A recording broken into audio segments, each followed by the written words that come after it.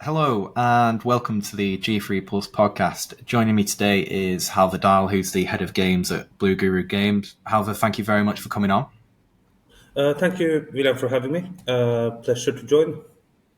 No, pleasure's all mine. So today I wanted to kind of run through Blue Guru's creative process, kind of talk basically your area of expertise in terms of how you put together a game, how all the different elements mesh together. But first off, kind of a bit of a new format and see what we think of it. Just a few quick-fire questions. So what would you say the best thing is about the iGaming industry? I would say it's high-paced, ever-changing, and we have a healthy appetite for innovation combined with risk when it comes to new product as well. What would you say the worst thing is? The ever-changing regulations with the markets, more and more markets regulating, being a bit to keep on top of, really. And what's your favourite Blue Guru title? So far, I would say utterly amazing. And what would you say the most significant innovation in iGaming has been in recent years? Depends on how we define recent, but I would say the biggest we had in recent memory would be Megaways. But outside of that, what we're seeing with Crash games and the more instant win approaching our younger demographics, and combined with the ever-expanding nature of the scatter mechanics at the moment. What part of the game design process do you enjoy the most? Personally speaking, it would be the concept stage, especially when it comes to the mechanical parts of it. And as you'll see in the premise to my first question in a moment, Blue Guru has some really wacky storylines to some of its games. So what is the most obscure place you found creative inspiration? I would say there's especially two in our case. We do have Napoleon versus Rabbits. That's based on a real story from 1807. Where Napoleon and his generals actually got chased away by a flock of rabbits while they were trying to hunt them. So a bit of a tongue-in-cheek take on a real event that's not that well known. On top of that, we have a Spring Hill Jack that we released a few months before Napoleon's Rabbits, based on urban legend from Victoria, England, that not that many are familiar with, but a few of us knew it. Got some ties with the Jack the Ripper, but it's a lot more lighthearted and a lot more myth instead of murders. We want to tell a bit of a different story there. I think you've underplayed that Napoleon versus Rabbits. How strange the storyline. I've actually got the description here. In 1807, Napoleon was on top of the world. To celebrate a recent victory, he decided to host a rabbit hunt and set his chief of staff to organise things for his generals. When the hunt began, instead of racing off to freedom, the bunnies all bounded towards Napoleon. His horrified entourage did their best to pull the hordes of rascally rabbits from him before admitting defeat and hastily escaping in his carriage. Whereupon the rabbits split into two phalanxes and continued the chase, many of them even making it into the carriage. The embarrassed chief of staff later discovered that rather than endure the hassle of catching wild hares, his servants had purchased thousands of domesticated bunnies. I mean, that for a slot is, that is a storyline and a half. So how expansive or limited is the scope to create these kind of interesting narratives that are probably more befitting, I don't know, a video game? Like, I don't know, that would be the equivalent of like Mario Rabbids or what have you. How do you create interesting narratives and story-based games through the medium of online slots where effectively you are pressing spin? That's the real challenge, really. It comes with trying to find a mechanic that ties in the story, saying how we do have limitations when it comes to both production size and the scope of the teams, and especially our size limits and uploads and how quick a game needs to load. So with Napoleon, for example, we have the marriage between the mechanic and the team where they play together. So you sort of have the rabbits chasing down Napoleon in the game. So I think there's not that many limits to what we can do within decency. But there's more of a limit on being able to find the correct team to go with the correct mechanic. And I guess getting that across, so say going back to a video game or a movie, you can have, I don't know, a trailer that tells a story. You can have a blurb or a description on a video game box or on the PlayStation or Xbox store. How do you kind of get that story across through a slot?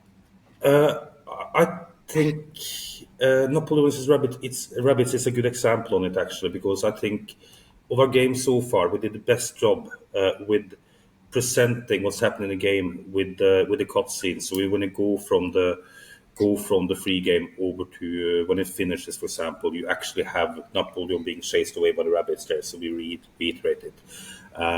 Generally speaking, when we're trying to tell unknown stories, it is difficult unless we try to use the cutscenes in the games, and we also tell the story both in our press releases and like when we get the opportunity to speak with you, for example, where we can market the game a bit more and tell a bit more about what we're thinking.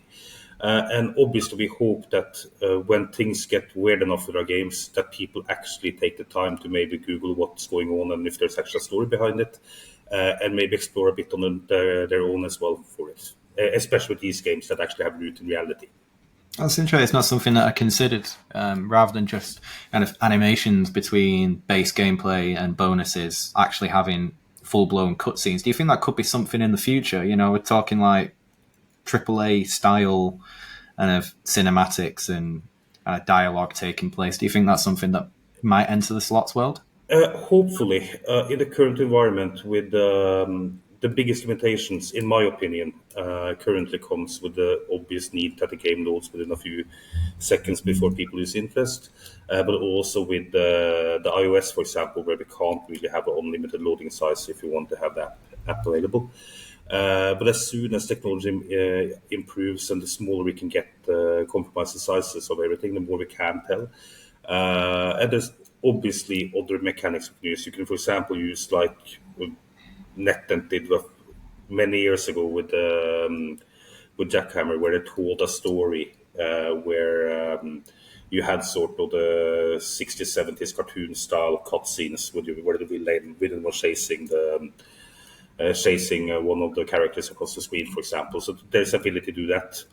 With Napoleon's Rabbids being a pixelated game, having a bit more of the Nintendo SNES feeling to it, it was quite easy to do it, both visually and also how we felt we would tell it, if that makes sense. No, it does make sense. You've got these games in your portfolio like Napoleon versus Rabbits, like the recent Utterly Amazing, which we might touch on later, and we've done a Let's Play recently. Fascinating game, but it's all well and good to talk about that. But then you also have slot themes that you just come to expect in every developer's portfolio. You know, you've got I've got them here: Leprechaun Heist, Real Big Fish, Curse of the Mummies, Book of Thieves. So, how are these different to the hundreds of other Irish fishing and Egyptian themed games, or is there potentially an admittance that, well, actually they're not too different, but we know they guarantee a certain level of success, and that success enables us to be creative in other titles? I would say with some of them, with Big Fish, for example, it's a more common take on it, especially now with all the fish games popping up.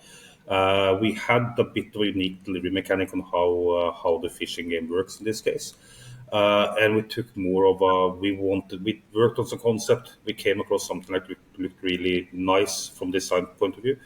And we went more with the approach that who tells better stories than the fisherman. So it's not in line with the more unique games, and it's definitely more on the norm. The same with Book of Thieves. It's a Book of game with a fantasy team. We didn't really have a lot of that, so it was more than expanding the portfolio on it. When it comes to Curse of the Mummies, I do think we have. It's an Egyptian team game, but I do think we have a bit of a different twist on it, both in colorization. We've set it a bit more modern. We have a soundtrack that's definitely unique as far as Egypt games goes. And it came in the early days, and we wanted to get out something when you worked with that one while taking the first steps towards making more advanced mechanics combined with more advanced teams. I think if you compare Curse of the Mummies with the first couple of games, other games released, it was more a mechanical leap than it was a team defining moment where we separate anything there. But when it comes to Leprechaun Heist, I actually think this is a really unique team because you don't have the chasing golden pots across green fields and stuff in it. It's actually more based around Irish American gang doing a leprechaun doing a bank heist during St. Patrick's Day with punk rock soundtrack, and it gives you more the feel of Rough Street in Boston than the games we're used to seeing around St. Patrick's Day. The reason there, it's more inspired by, if you look at movies like The Town, The Departed, more of the Irish American gangster movies than is inspired by the traditional games.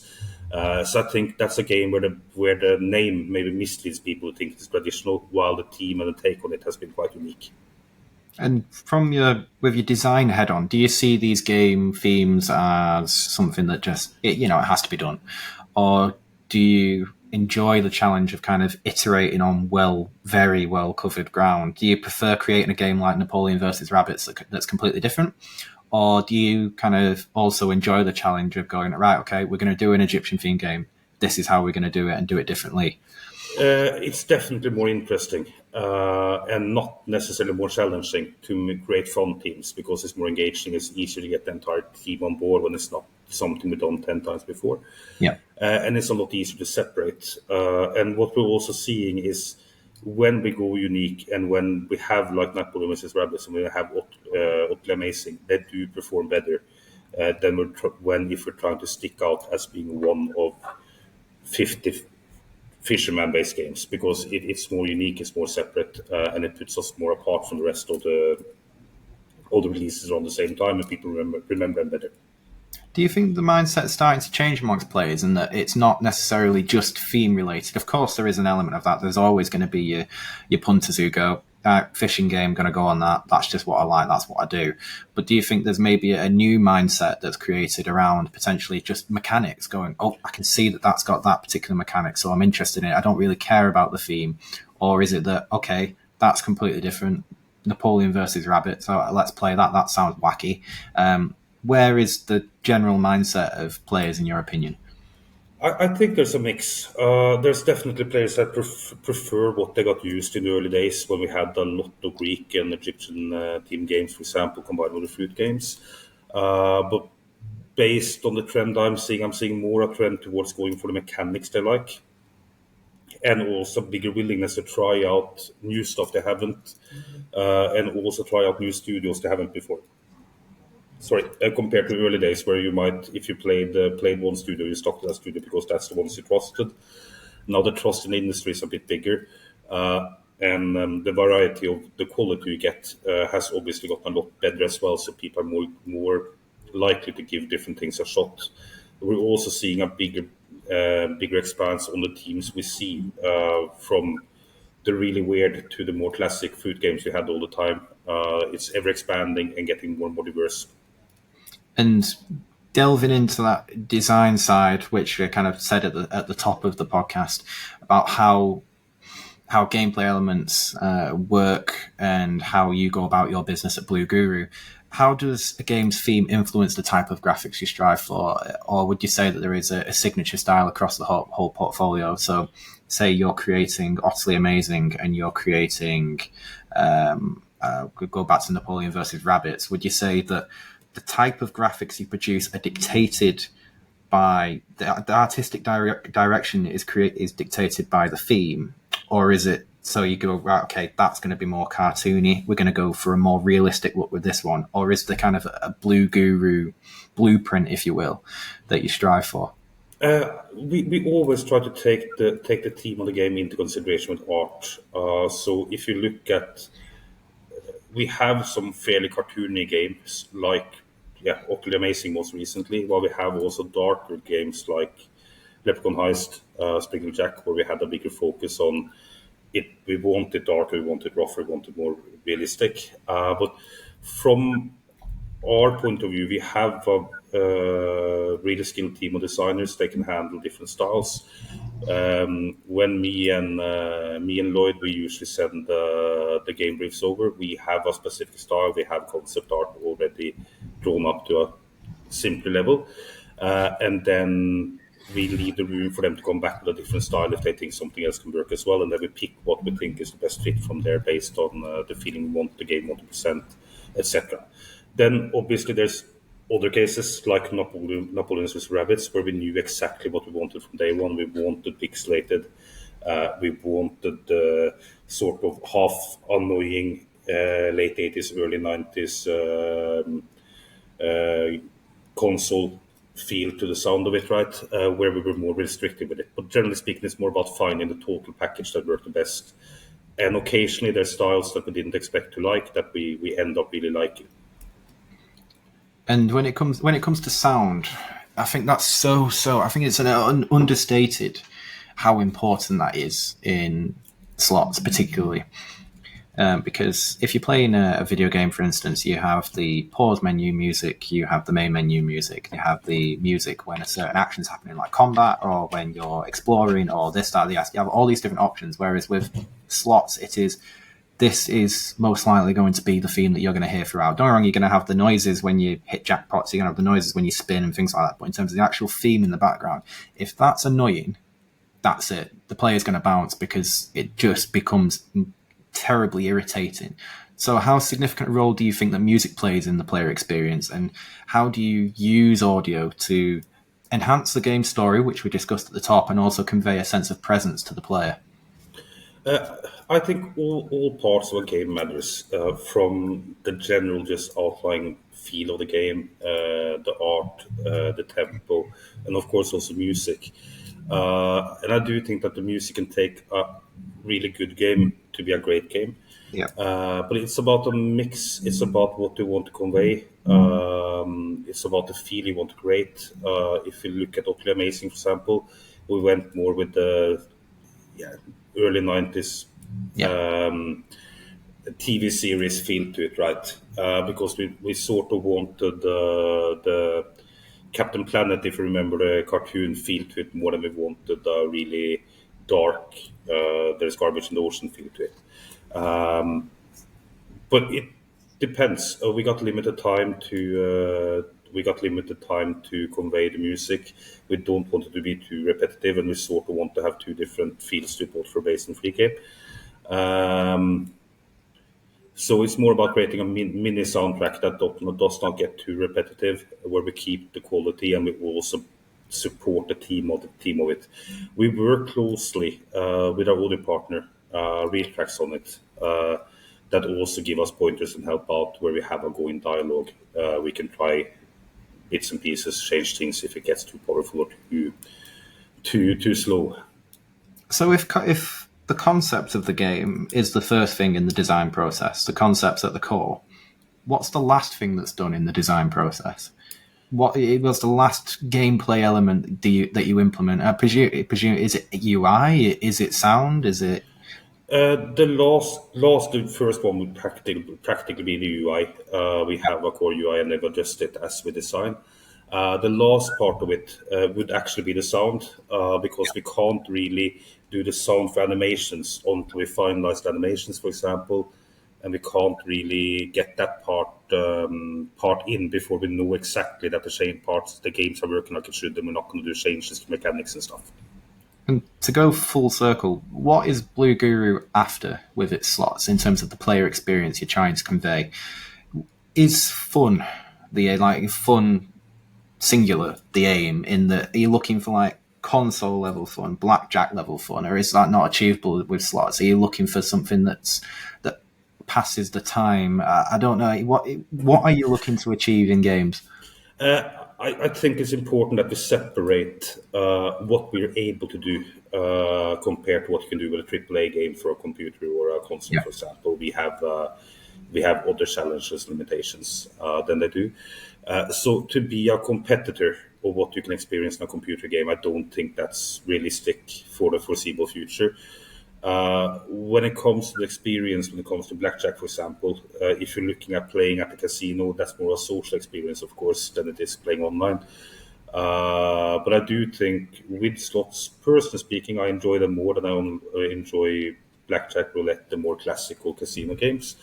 Uh, for the fun and passing time aspects of it, I like to if I when I play myself, I like to have half an hour relaxing and just seeing if I get lucky that day for the fun of it, and without the stress and without the commotion of having to leave my house for it.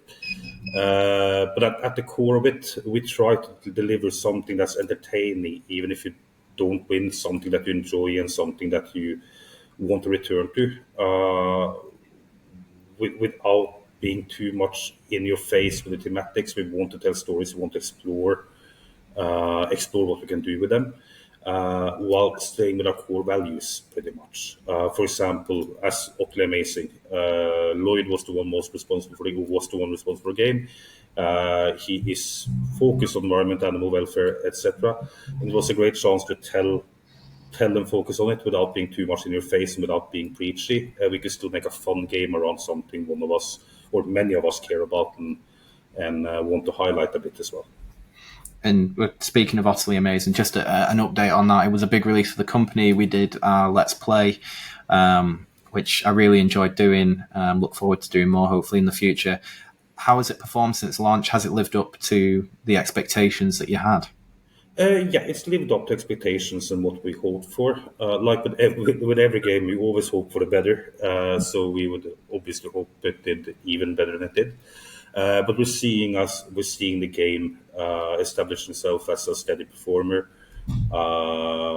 in the same manner as we had with Napoleon vs. Rabbids, for example, where we see that the amount of players, the gameplay is pretty much similar day by day because people keep returning to the game. That's something we of course happy to see. And us still being a fairly new studio, I think it also did a really good job as establishing us more, make us more known and relevant among players as well. That was not maybe aware of us beforehand. We saw, for example, markets we haven't really had a lot of exposure in, where we had a lot more exposure with this game because it looks a bit more like maybe what performs in the UK, for example, where it's more in the color palette and the art style, where we more like to see those games performing. And finally, I've been told that Blue Guru's next big release is called Terracotta Army, which is due for release at the end of September. What can you tell us about that game at this point? How far along? I presume it's all created and done and ready to go, ready to roll out. Yeah, we're doing the last polishes on it now, doing the last fixes on maybe if there's a mistake in spelling, for example, getting everything correct. We expect to have it certified in the near future, and then go live with it on the 26th of September. It's again a bit more historical game, focus on the terracotta army of the first Emperor of China that he got buried with that they found in the 1900s. Exploring it with displaying a bit of the history from it. We have a bit of the elements from it. We have a feature called River Mercury, for example, as there was traps inside it where they could get flooded with mercury if they tripped the traps. Trying to highlight a story or historical story that's less known to people than I thought it was at the start, while hopefully creating a good game around it. It's a waste game that goes up to 30,375 ways at the max exposure as well, with a 10,000 max win and a quite a decent likelihood of triggering it. So it should be able to attract players both on potential and on looks of it, and quite a different look than what you've seen in any other games beforehand, both in the color palette and in the design aspects of it. Like a lot of Blue Guru's titles, it's a bit different. I didn't look into, once I was told what the title of that game was, I didn't actually look into it. I didn't know that it was historical. It could have been about, I don't know, an ant farm for all it could be. And that's what's great about your games, is it can come from anywhere. So yeah, Halvor, thank you very much for coming on the podcast. Hope we get to do another one soon. And yeah, all the best with Terracotta Army. Absolutely, and thank you for having me, William. It was a pleasure. More than welcome. Thank you. Goodbye.